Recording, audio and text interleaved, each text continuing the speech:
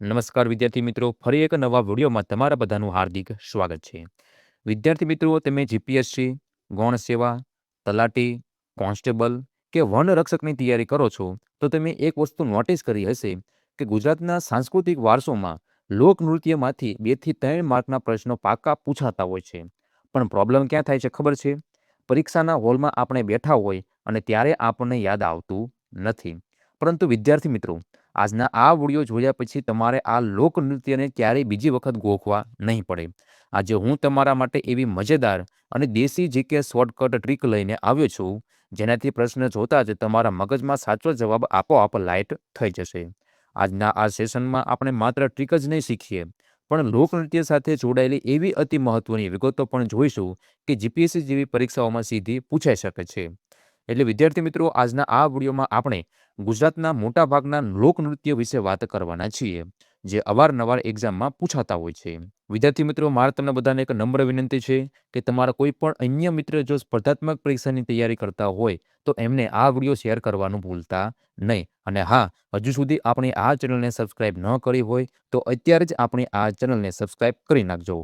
ચાલો વિદ્યાર્થી મિત્રો, સૌ પહેલાં આપણે જઈએ સૌરાષ્ટ્રના ચોરવાડમાં. નૃત્યનું નામ છે ટીપણી નૃત્ય. હવે આને યાદ રાખવા માટે એક મસ્ત મજાની દેશી શોર્ટકટ ટ્રીક સમજો. ધારો કે કોઈ ચોર લોકો છે. હવે એ ડાયરેક્ટ કોઈના ઘરમાં ચોરી કરવા કોશિશ જતા નથી, નકર તો પકડી જાય. એટલે ચોર લોકો ચોરી કરતા પહેલા જે તે ઘરની આજુબાજુ ફરીને ત્યાંની ટીપણી એટલે કે રેકી કરે છે, માહિતી મેળવે છે. બસ વિદ્યાર્થી મિત્રો, આ જ આપણી શોર્ટકટ ટ્રીક અને વાર્તા હતી. હવે આમાંથી કીવર્ડ પકડો. ચોર શબ્દમાંથી આપણે ચોરવાડ પકડવાનો છે અને ટીપણી શબ્દમાંથી આપણે ટીપણી નૃત્ય યાદ રાખવાનું છે. હવે આપણે મહત્વના મુદ્દાની જો આપણે વાત કરીએ તો આ નૃત્ય વેરાવળ ચોરવાડ વિસ્તારની કોળી સમુદાયની બહેનો દ્વારા કરવામાં આવે છે. પણ મિત્રો, અહીં જીપીએસસી કન્ફ્યુઝ કરી શકે છે. યાદ રાખજો, ચોરવાડની કોળી બહેનો ઉપરાંત રાજકોટની ભીલ બહેનો અને જામનગરની સીધી બહેનો પણ આ નૃત્ય કરે છે. આ કોઈ ધાર્મિક નૃત્ય નથી, ન તો આ કોઈ તહેવારનું નૃત્ય છે. આ એક શુદ્ધ શ્રમજીવી અથવા શ્રમપ્રધાન નૃત્ય છે. પ્રાચીન સમયમાં જ્યારે સિમેન્ટના પાકા ધાબા ન હતા, ત્યારે ભોંયતળિયું કે ધાબુ બનાવવા માટે ચૂનો, માટી અને પથ્થર મિક્સ કરીને તેને ટીપવામાં આવતું. આ ટીપવાનું કામ બહેનો કરતી. હવે આખો દિવસ ટીપવાનું કામ કરવાથી થાક ન લાગે એટલા માટે બહેનો એક સરસ તાલ શોધી કાઢ્યો અને એમાંથી જન્મ્યો આ ટીપણી રાસ. આ નૃત્યમાં લાકડાના છેડે એક ચોરસ કે ગોળ લાકડાનો ટુકડો બેસાડેલો હોય છે, જેને ટીપણી કહેવામાં આવે છે. બહેનો આ ટીપણીને જમીન પર એક સરખા તાલે પછાડીને ઘૂમટો તાણીને અદ્ભુત નૃત્ય કરે છે. હવે આપણે આવીએ અમદાવાદ અને સુરેન્દ્રનગરની સરહદે આવેલા નળ સરોવરના વિસ્તારમાં. નૃત્યનું નામ છે પઢાર નૃત્ય. આ નૃત્ય ખાસ કરીને પુરુષો દ્વારા કરવામાં આવે છે. અને આને કેવી રીતે યાદ રાખવાનું છે તો એ વિદ્યાર્થી મિત્રો તમે જુઓ. આપણો એક મિત્ર છે જે જરાય ભણ્યો નથી. આપણે કહીએ છીએ ને કે ભાઈ બરાબર પઢ્યા એટલે કે ભણ્યા નથી. હવે જે ભણ્યો ન હોય એને જો તરસ લાગે તો આપણે ઘરે આવીને ઓટોમેટિક સેન્સરવાળો જે નળ ચાલુ કરતા પણ નથી આવતો. બસ વિદ્યાર્થી મિત્રો, આ જ આપણી શોર્ટ ટ્રીક હતી. હવે કીવર્ડ આપણે જો પકડીએ તો પઢિયા એટલે પઢાર નૃત્ય આપણે યાદ રાખવાનું છે અને નળમાંથી આપણે નળકાંઠા વિસ્તાર શબ્દ યાદ રાખવાનો છે. મહત્વના મુદ્દાની જો આપણે વિદ્યાર્થી મિત્રો વાત કરીએ તો અમદાવાદ જિલ્લાનો નળકાંઠા પંથક આ પઢાર જ્ઞાતિના પુરુષો દ્વારા કરાતું પુરુષ પ્રધાન્ય નૃત્ય છે. આમાં બહેનો ભાગ લેતી નથી. એટલે પરીક્ષામાં વિધાનવાળા વાક્યમાં ખાસ ધ્યાન રાખજો. આ નૃત્ય જોવાની બહુ જ મજા આવે છે. પુરુષો હાથમાં મંજીરા લે છે, પગ લાંબા કરીને જમીન પર બેસી જાય છે. મંજીરાના તાલ સાથે તેઓ જમીન પર આખે આખા સૂઈ જાય છે અને પાછા બેઠા થાય છે. આ નૃત્ય કરતી વખતે પુરુષો એવા અભિનય કરે છે જાણે નળ સરોવરમાં હોડી ચાલતી હોય અને તેઓ હાથથી હલેસા મારતા હોય. આથી આ નૃત્યને હલેસા નૃત્ય પણ કહેવામાં આવે છે. વિદ્યાર્થી મિત્રો, આ ખાસ યાદ રાખજો કે પઠાર નૃત્યને હલેસા નૃત્ય પણ તરીકે ઓળખવામાં આવે છે. ભારતના કલ્ચરમાં રાજસ્થાનનું એક બહુ ફેમસ નૃત્ય છે તેરહત તાલ. આપણું આ પઠાર નૃત્ય રાજસ્થાનના તેરહત તાલ નૃત્યને ઘણું મળતું આવે છે. આ પોઈન્ટ પણ મહત્વનો છે. ચાલો હવે ગાડી વાળીએ ગોહિલવાડ તરફ એટલે કે આપણા રજવાડી શહેર ભાવનગર તરફ. નૃત્યનું નામ છે ઢોલો રાણો. આને યાદ રાખવાની એક મસ્ત કની શોર્ટકટ ટ્રીક છે. એક ખેડૂત ભાઈ છે, એ મહેનત કરીને ખેતરમાં અનાજ પકાવ્યું અને હવે જ્યારે એ અનાજ બજારમાં વેચવા જાય છે ત્યારે એને અનાજનો બહુ સારો ભાવ મળે છે. એટલે ત્યારે ખેડૂત ખુશ થઈ જાય છે અને રાજી થઈને આખા ગામમાં ઢોલ વગાડે છે કે ભાઈ આ વર્ષ તો લીલા લહેર થઈ ગઈ. હવે આમાંથી આપણે કીવર્ડ જોઈએ તો ભાવ શબ્દમાંથી આપણે ભાવનગર એટલે કે ગોહિલવાડ યાદ રાખવાનું છે અને ઢોલ એટલે કે ઢોલો રાણો નૃત્ય આપણે યાદ રાખવાનું છે. કેટલું સરળ હતું વિદ્યાર્થી મિત્રો. હવે આના જો મહત્વના જો આપણે મુદ્દાની વાત કરીએ તો આ ભાવનગર જિલ્લાના ગોહિલવાડા પંથકના કોળી સમુદાયનું લોકનૃત્ય છે. જ્યારે ચોમાસાનો પાક પાકીને તૈયાર થઈ જાય અને તે કાપણી એટલે કે લણણી કરવાની હોય ત્યારે ખુશીના માર્યા આ નૃત્ય કરવામાં આવે છે. આ નૃત્યમાં સ્ત્રી અને પુરુષો બંને જોડાય છે. તેઓ હાથમાં ખેતીના સાધનો જેવા કે સુપડા, સાવરણા, સાબેલા કે લાકડીઓ રાખે છે. નૃત્ય કરતી વખતે તેઓ એવો અભિનય કરે છે કે જાણે અનાજને ઉપણતા હોય, ઝાપડતા હોય કે ખાંડતા હોય, અને બેકગ્રાઉન્ડમાં શરણાઈ અને ઢોલના તાલે ઢોલો રાણો ગીત ગવાય છે અને અદ્ભુત માહોલ સર્જાતો હોય છે. હવે આપણે સીધા જઈએ ઉત્તર ગુજરાતના બનાસકાંઠાના સરહદી વિસ્તારમાં. નૃત્યનું નામ છે મેરાઈયો નૃત્ય. સુપર ડુપર ઇમ્પોર્ટન્ટ પ્રશ્ન છે આ. આને યાદ રાખવાની દેશી ટ્રીકની જો આપણે વાત કરીએ તો ધારો કે કોઈ ગામમાં પાણીની બહુ અછત છે, એટલે કે સરકારે ત્યાં એક મોટી પાણીની વાવ બનાવવાનું નક્કી કર્યું છે. હવે આપણે મોટી વાવ બનાવવાની હોય તો આખા ગામના અને આજુબાજુના બધા જ મજૂરો ત્યાં મેળાની જેમ ભેગા એટલે કે એકઠા થતા હોય છે. આ જ આપણી ટ્રીક હતી. વાવ શબ્દમાંથી આપણે બનાસકાંઠાનો વાવ તાલુકો યાદ રાખવાનો છે. મેળો, મેળા એટલે કે મેરાયો નૃત્ય. હવે આના જો મહત્વના મુદ્દાની જો આપણે વાત કરીએ તો આ નૃત્ય બનાસકાંઠાના વાવ તાલુકામાં રહેતા ઠાકોર સમુદાયના ભાઈઓનું પરંપરાગત શૌર્ય નૃત્ય છે. પરીક્ષામાં પૂછાઈ શકે છે કે મેરાયો શેમાંથી બને છે. તો વાવ વિસ્તારમાં સરખડી કે ચૂંચાળી નામનું એક ઊંચું ઘાસ થાય છે. આ ઘાસના ચૂડને સરસ રીતે ગૂંથીને તોરણ જેવો ભવ્ય મેરાયો બનાવવામાં આવે છે. આ મેરાયાની ઉપર કાપડના મોર અથવા પોપટ બેસાડવામાં આવે છે અને તેની વચ્ચે દીવો પ્રગટાવવામાં આવે છે. આ નૃત્ય અદ્ભુત તલવારબાજી જોવા મળે છે. પરીક્ષામાં સીધો પ્રશ્ન આવે છે કે હુંડીલા કયા નૃત્ય સાથે જોડાયેલું છે? તો જવાબ આપશે મેરાયો. ચાલો વિદ્યાર્થી મિત્રો, હવે આપણે પાછા આવીએ મેગા સિટી અમદાવાદ તરફ. નૃત્યનું નામ છે જાગ નૃત્ય. આને યાદ રાખવાની ટ્રીકની જો વાત કરીએ તો આપણને ખબર છે કે અમદાવાદના લોકો બિઝનેસ માઇન્ડેડ હોય છે, વેપારી પ્રજા હોય છે. ધંધો કરવા માટે, પૈસા કમાવા માટે અમદાવાદના લોકો રાતે પણ જાગતા હોય છે. 24 કલાક ફેક્ટરીઓ ચાલુ હોય છે. તો બસ આ આપણી ટ્રીક હતી. અમદાવાદ શબ્દમાંથી આપણે અમદાવાદ જિલ્લો યાદ રાખવાનું છે અને જાગતામાંથી આપણે જાગ નૃત્ય યાદ રાખવાનું છે. કેવી મસ્ત કાની શોર્ટકટ ટ્રીક હતી કે અમદાવાદના લોકો એ બિઝનેસ માઇન્ડેડ હોય છે અને ધંધો કરવા માટે એ રાતે પણ જાગતા હોય છે. બરોબર. હવે આ નૃત્યના આપણે મહત્વના પરીક્ષાલક્ષી મુદ્દાની જો વાત કરીએ તો આ નૃત્ય લગ્ન પ્રસંગે અથવા કોઈ શુભ પ્રસંગે કરવામાં આવે છે. આમાં સ્ત્રીઓ માથા પર એક નાની કલાત્મક માંડવી મૂકે છે જેને જાગ કહેવામાં આવે છે. આ માંડવીમાં દીવા પ્રગટાવવામાં આવતા હોય છે. આ નૃત્ય મુખ્યત્વે અમદાવાદના ઠાકોર સમુદાયની બહેનો અને પાટણ રાધનપુર વિસ્તારની કોળી બહેનોમાં ખૂબ જ પ્રચલિત છે. બહેનો માથા પર જાગ રાખીને સંતુલન જાળવીને ગોળાકાર ઘૂમરી લેતા હોય છે. હવે વાત કરીએ આપણે ભાલ પ્રદેશના એક અનોખા નૃત્યનું, જેનું નામ છે હિંચ નૃત્ય અથવા તેને ગાગર હિંચ પણ કહેવામાં આવતું હોય છે. આને યાદ રાખવાની જો આપણે ટ્રીકની વાત કરીએ તો વિચારો કે ગામડામાં કોઈ પણ બહેન માથા પર પાણીની ગાગર લઈને કૂવેથી ઘરે જતી હોય. હવે એ બહેનના રાસ્તામાં કોઈ પણ મસ્તીખોર માણસ આવે અને એની ગાગરને ભાલો મારી દે તો શું થાય? તો ગાગરમાં કાણું પડી જાય અને બધું પાણી ઢોળાઈ જાય. એટલે ગાગર લઈને જતા હોય ત્યારે ભાલો ન મરાય. તો આ સ્ટોરીમાંથી આપણે બે શબ્દ યાદ રાખવાના છે. એક તો ગાગર શબ્દમાંથી આપણે ગાગર હિંચ નૃત્ય યાદ રાખવાનું છે અને ભાલ શબ્દમાંથી આપણે ભાલ પ્રદેશ યાદ રાખવાનું છે. મહત્વના ફેક્ટની જો આપણે વાત કરીએ તો આ નૃત્ય ભાલ પ્રદેશ અને સમગ્ર કાઠિયાવાડમાં જાણીતું છે. જ્યારે કોઈના ઘરે રાંદલ માતાના લોટા તેડાવવામાં આવ્યા હોય ત્યારે સ્ત્રીઓ દ્વારા આ નૃત્ય ખાસ કરવામાં આવે છે. આ નૃત્યમાં બહેનો માથા પર અથવા હાથમાં તાંબા કે પિત્તળની ગાગર રાખે છે. પોતાના હાથની આંગળીઓમાં ફેરવેલી વીંટી વડે આ ગાગર પર એક સરખા તાલે થાપ મારીને રણકાર ઉત્પન્ન કરે છે. આ અનોખા મ્યુઝિયમ સાથે જે હિંચ લેવા છે તેને હમચી નૃત્ય પણ કહેવામાં આવે છે. આ હમચી શબ્દ પરીક્ષા માટે મોસ્ટ આઈએમપી શબ્દ છે. હવે જે નૃત્યની આપણે વાત કરવાના છે એ નૃત્યમાં એટલો જોશ છે, એટલો કરંટ છે, જે જોતા જ આપણા રૂવાડા ઊભા થઈ જાય છે. આ છે પોરબંદરના મેર જ્ઞાતિના ભાઈઓનું મણિયારો રાસ. આને યાદ રાખવાની જો આપણે ટ્રીકની વાત કરીએ તો મહાત્મા ગાંધીનું જન્મસ્થળ એટલે દરિયા કિનારો આપણું પોરબંદર. હવે આપણને ખબર છે કે સમુદ્રના પેટળમાંથી આપણને કિંમતી રત્નો અને મળી આવે છે. તો આ જ આપણી શોર્ટકટ ટ્રીક હતી. પોરબંદર શબ્દમાંથી આપણે પોરબંદર પંથક યાદ રાખવાનું છે અને મણિ શબ્દમાંથી આપણે મણિયારો રાસ યાદ રાખવાનું છે. મહત્વના ફેક્ટની જો આપણે વાત કરીએ તો આ રાસ પોરબંદર પંથકના મેર સમુદાયના પુરુષો દ્વારા જ કરવામાં આવે છે. આ રાસ શાંતિથી નથી રમાતો. આમાં વીર રસ અને રૌદ્ર રસનું પ્રદર્શન થતું હોય છે. મણિયારો રાસ રમતા વચ્ચે મેર પુરુષો પોતાના જોશ અને સ્ફૂર્તિના કારણે હવામાં 1 થી 1.5 ફૂટ મીટર જેટલો ઊંચો કૂદકો મારે છે. તેમના પગમાં પહેરેલી મોજડીઓ અને પરંપરાગત વસ્ત્રો હવામાં લહેરાતા હોય છે. આ નૃત્યમાં કોઈ પણ પ્રકારના કડક નિયમો વગર મુક્ત શૈલીમાં રમાતું હોવાથી તેને ચાબ નૃત્ય પણ કહેવામાં આવે છે. અને આ નૃત્યમાં જે વિશિષ્ટ તાલ અને ગીત વપરાય છે તેને મણિયારો કહેવામાં આવતું હોય છે. પણ શું તમને ખબર છે કે આ સનેડો ક્યાંનો પ્રખ્યાત છે અને પરીક્ષામાં પૂછાય તો શું લખવાનું? આને યાદ રાખવાની મસ્તકાની એક ટ્રીક છે. આપણું વર્લ્ડ ફેમસ પાટણનું પટોળું. આ પટોળા એટલા સુંદર હોય છે કે દુનિયાના દરેક લોકોને પાટણના પટોળા પર ખૂબ જ સ્નેહ હોય છે, પ્રેમ હોય છે. દરેક સ્ત્રીની ઈચ્છા હોય છે કે મારી પાસે એક પાટણનું પટોળું હોય. આ જ આપણી ટ્રીક હતી. હવે કીવર્ડ જુઓ.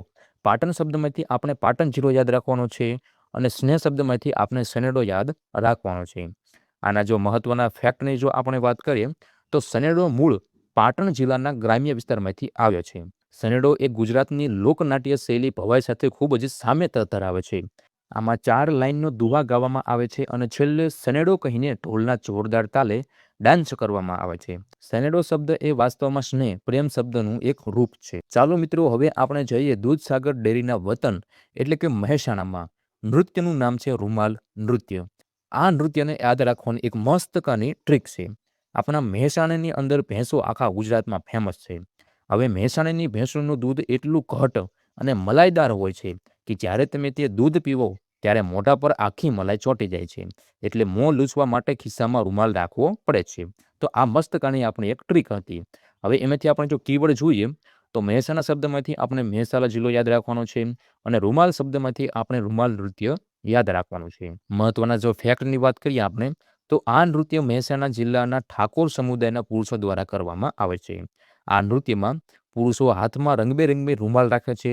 તે સિવાય ઘણી વખત તેઓ પોતાના મોઢા પર પશુઓ જેમ કે સિંહ છે, વાઘ છે કે બળદના મોહરા પહેરે છે અને રૂમાલ હવામાં લહેરાવીને મેળા કે ઉત્સવમાં ડાન્સ કરતા હોય છે. મિત્રો, હવે જે ટોપિક હું તમને સમજાવવા જઈ રહ્યો છું ને એમાંથી જીપીએસસી વિધાનવાળા પ્રશ્નો પૂછીને વિદ્યાર્થીઓને મૂંઝવણ ઊભી કરી નાખે છે. તો ચાલો આ ચારેય વચ્ચેના તફાવત આપણે હંમેશા માટે મગજમાં ફિટ કરી દઈએ. પહેલાં આપણે સમજીશું ગરબો અને ગરબી વિશે. ગરબો સ્ત્રી પ્રધાન અને માત્ર બહેનો રમે છે. ગરબી પુરુષ પ્રધાન માત્ર ભાઈઓ રમે છે.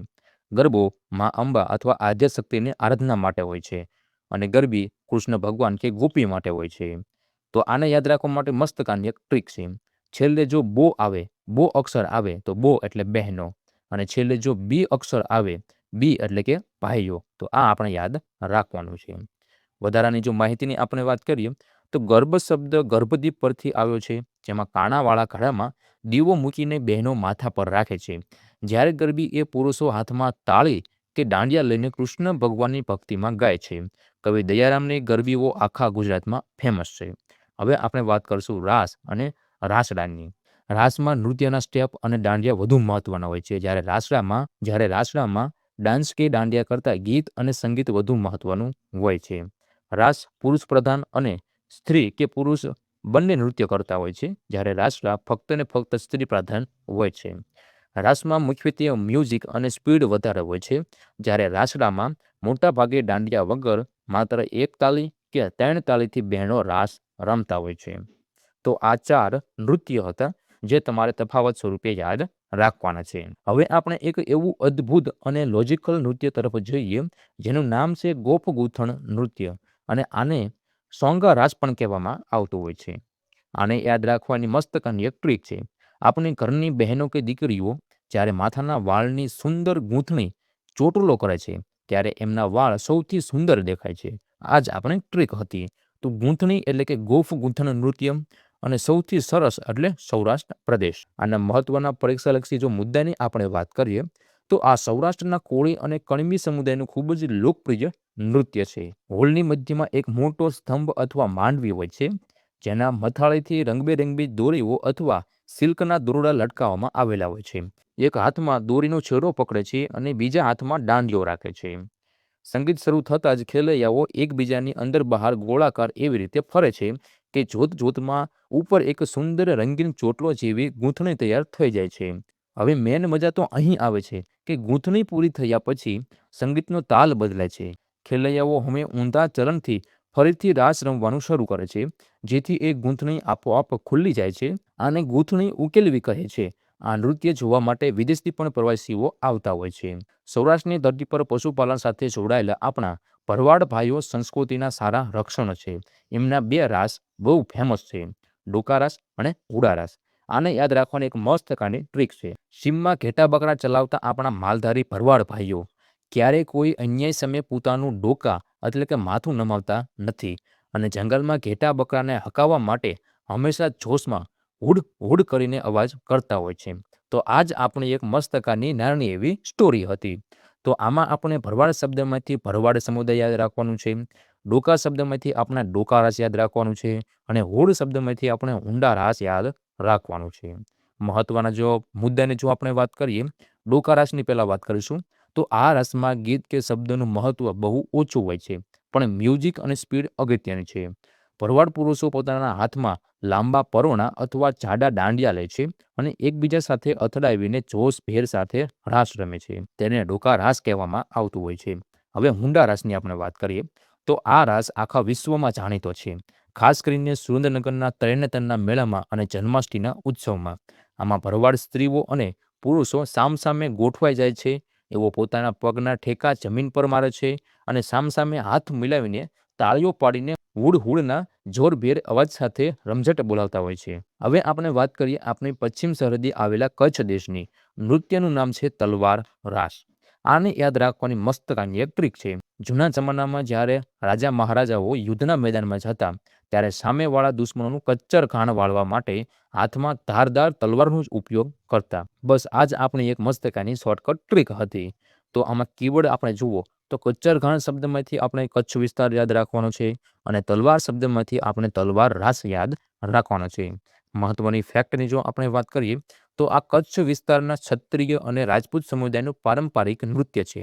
આ એક શુદ્ધ વીર રસ પ્રધાન નૃત્ય છે. લગ્ન કે કોઈ વિજય ઉત્સવ વખતે ક્ષત્રિય પુરુષો હાથમાં અસલી ખુલ્લી તલવારો લે છે અને સહેજ પણ ચૂક થાય તો વાગી જાય એવી પરિસ્થિતિ વચ્ચે પણ તેઓ એટલી ઝડપથી હવામાં તલવારો ફેરવે છે કે જોનારા સ્તબ્ધ થઈ જતા હોય છે. હવે આપણું છેલ્લું મુખ્ય નૃત્ય એટલે કે મરચી નૃત્ય. આ પણ પરીક્ષા માટે ખૂબ જ ઇમ્પોર્ટન્ટ નૃત્ય છે. આને યાદ રાખવાની જો આપણે ટ્રીકની વાત કરીએ, ધારો કે તમે કોઈ પણ શાકભાજીની દુકાને ગયા અને એ ભાઈને તમે કીધું કે ભાઈ શાકમાં લીલી મરચી થોડીક ઓછી નાખજે, નહીતર જો મરચી તીખી નીકળી તો મોઢામાંથી તુરી સિસકારીઓ નીકળવા માંડશે. આ જ આપણી એક મસ્તકાની ટ્રીક હતી. તો મરચી શબ્દમાંથી આપણે મરચી નૃત્ય યાદ રાખવાનું છે અને તુરી શબ્દમાંથી આપણે તુરી સમુદાય યાદ રાખવાનું છે. મહત્વની જો બાબતની આપણે વાત કરીએ તો આ નૃત્ય ખાસ કરીને તુરી સમાજની બહેનો દ્વારા કરવામાં આવતું હોય છે. સૌથી મોટી વિશેષતા કે સામાન્ય રીતે કોઈ પણ લોકનૃત્ય હોય એટલે તાળીઓનો અવાજ તો હોય જ, પણ આ મરચી નૃત્યની ખાસિયતતા એ છે કે આમાં બહેનો કોઈ પણ પ્રકારની તાળી પાડ્યા વગર નૃત્ય કરે છે. તેઓ માત્ર પોતાના હાથ, કમર અને આંગળીઓના અદ્ભુત હાવભાવ અને લચકાથી આખું નૃત્ય પૂરું કરે છે. મોટાભાગે આ નૃત્ય લગ્ન પ્રસંગોએ કરવામાં આવતું હોય છે. તો વિદ્યાર્થી મિત્રો, આ હતા આપણા રંગીલા ગુજરાતના અતિ મહત્વના અને પરીક્ષાલક્ષી લોક નૃત્યો. મેં તમને વાર્તાઓ અને શોર્ટકટ ટ્રીક સાથે જે સમજાવ્યું છે એ આશા રાખું છું કે તમારા મગજની હાર્ડ ડિસ્કમાં કાયમી માટે સેવ થઈ ગયું હશે.